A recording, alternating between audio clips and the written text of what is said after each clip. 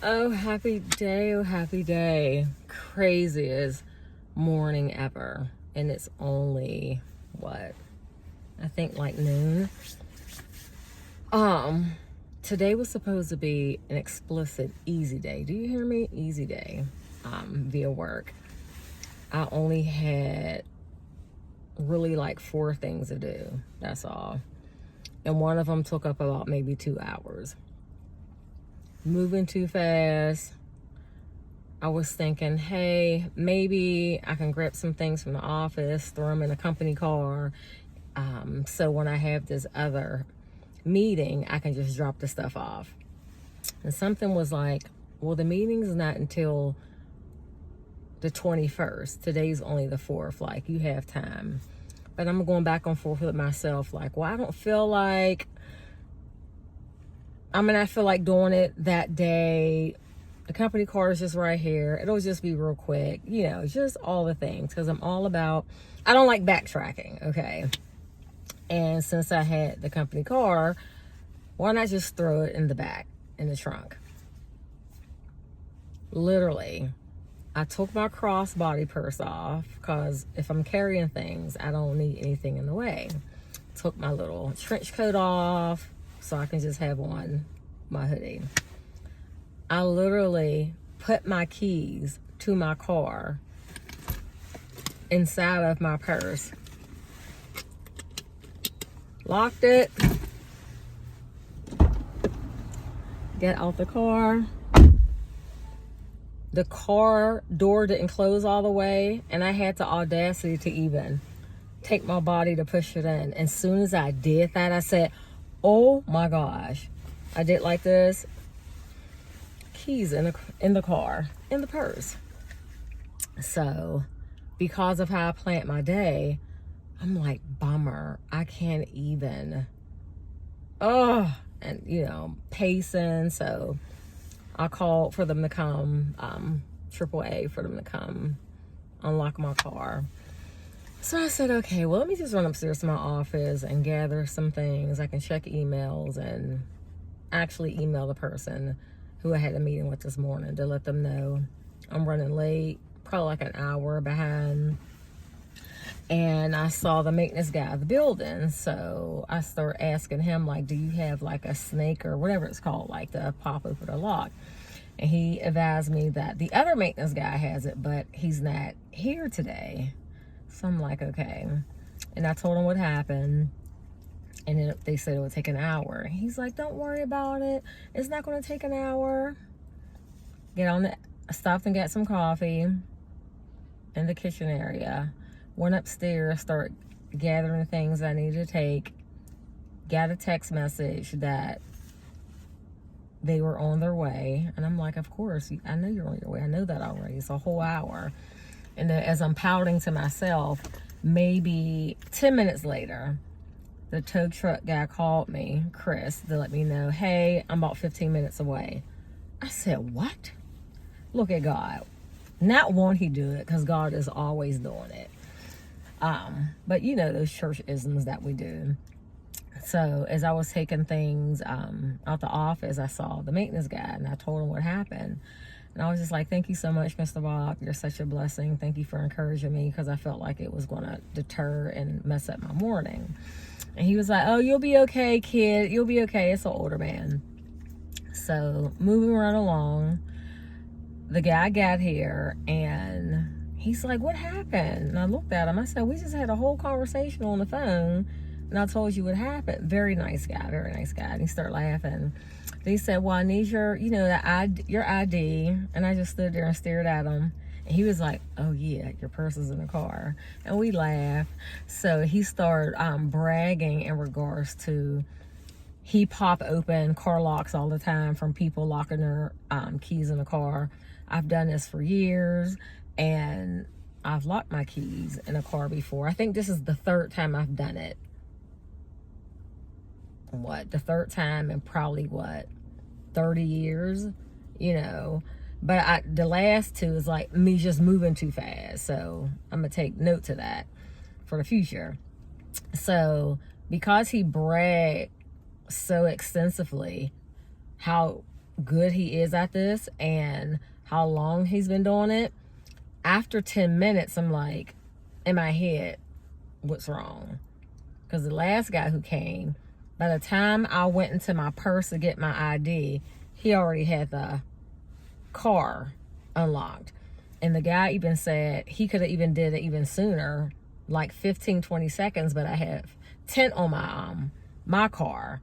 And he was like, I couldn't see inside.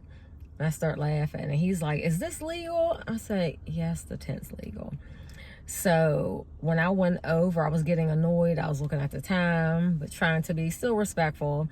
So when a guy asked me to help him like hold the stick, I guess, to prop the door open, the first time I was like, okay, this is a problem that you need to ask the customer to help you. But if you've been doing this for years, and I'm just like, okay. So he needed my help again because it didn't work when he used it. And I looked, and it messed up like the paint on my car, like all on the side. I don't know how he was using these utensils. And I kind of like looked at him, and I said, do you see that, sir? And he was like, ma'am, I'm so sorry. He was like, I'm gonna take pictures. You can take pictures. I'm gonna turn it in to my boss, and she'll reach out to you. And I stopped being talkative. So you can tell he needed help again, but he was hesitant to ask. And then he finally did ask, and I said, well, you can tell that my attitude shifted. I am upset that you messed up the side of my car. And he was like, no, we're going to take care of it, though. We're going to take care of it. You don't have to worry about it. And I was like, but I don't know that. So I'm going to take pictures, start taking pictures of like the truck and things like that.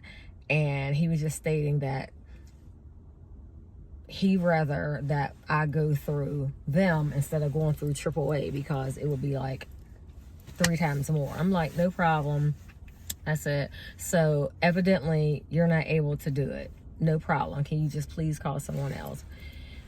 He called someone else. The person called me maybe like 5 minutes later, and he got there in probably 10 minutes.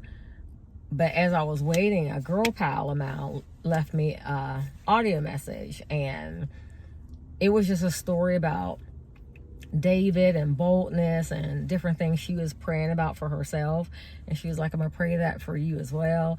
And I start laughing because I'm like, bold, I need to tone it down a notch. Like, I'm asking God to give me like a lower the balance. But like, it wasn't about if I needed the message she was sharing. When she was leaving a voicemail or a voice note, and her son also was saying hi to me and saying happy Friday, the God in them allowed my anger to decrease. And I so appreciated it, but I needed it. And then I left her a message thanking her, letting her know what was going on. And the guy, as we were waiting, the guy felt horrible who messed up my car. And it was like the more horrible he felt, it was just showing me like, yes, it's your car. Yes, it's your money. You paid for it, but it's just stuff. Because he was authentically and genuinely sorry. And I told him, I said, yes, you can tell that I'm a little upset, but it wasn't a malicious intent, you know. This is a first world problem, not even a first world. Like, just turn the TV on. There's a lot of other things that people can be upset about than something like this. It's an accident. Accidents happen. And I said, I put my hand on his shoulder, and I said, I really believe that all this was supposed to happen. And he's looking at me. He wasn't crying, but like, you know, the wetness in your eyes. I said, because God put on my heart, hey, you know why he couldn't get it open? And it took this long? Look how bad he was bragging about, like, this is no problem. I've been doing this for years. This will take, you know, this will be real quick. And I shared that with him. And I explained to him how my friend left a voice note and how it tugged at my heart and it, you know, calmed my spirit down, because I feel like God wanted us to have this moment so you can have an encounter with God.